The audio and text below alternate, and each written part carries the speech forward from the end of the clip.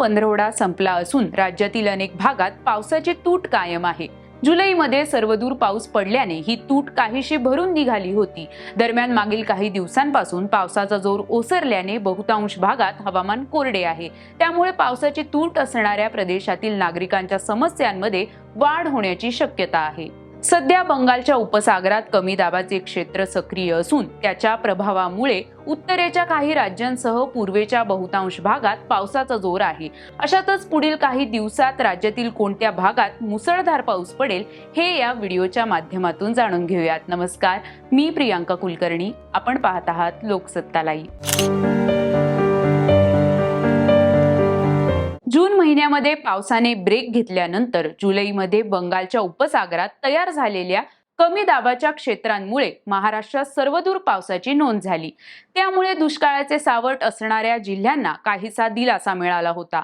सध्या बंगालच्या उपसागरात कमी दाबाचे क्षेत्र सक्रिय असले तरीही त्याचा सर्वाधिक प्रभाव पश्चिम बंगाल आणि झारखंड आदी राज्यांवर आहे। कमी दाबाचे क्षेत्र हळूहळू वायव्य दिशेला सरकत असल्याने बिहार राज्यावर या प्रणालीचा प्रभाव वाढेल असा अंदाज हवामान विभागाने वर्तवला आहे।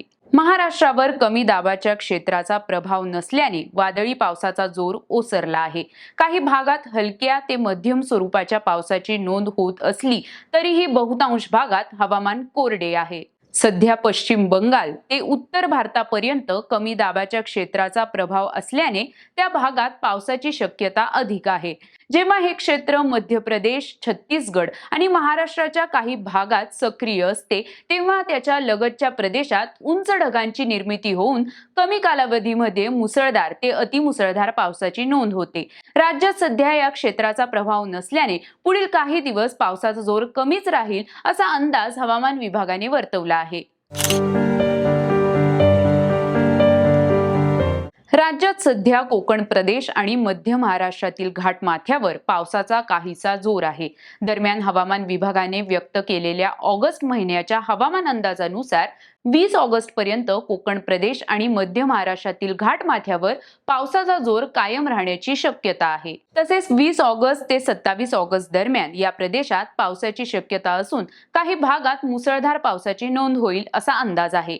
या दरम्यान विदर्भातील काही ठिकाणी पावसाची शक्यताही हवामान विभागाने वर्तवली आहे। दरम्यान या कालावधीत सर्वदूर पावसाचा अभाव राहील असे हवामान अभ्यासकांचे मत आहे। नाशिक जिल्ह्यात 1 जून ते 15 ऑगस्ट या दरम्यान 606.9 मिलीमीटर पाऊस पडणे अपेक्षित असते। यंदा या कालावधीत येथे 1039 मिलीमीटर पावसाची नोंद झाली असून ती सरासरी पावसाच्या 71% अधिक आहे। तसेच पालघर जिल्ह्यात 39% अधिक, मुंबईत 25%, पुणे जिल्ह्यात 45%, सातारा 38%, तर छत्रपती संभाजीनगर येथे सरासरी पावसाहून 20% अधिक पावसाची नोंद झाली आहे।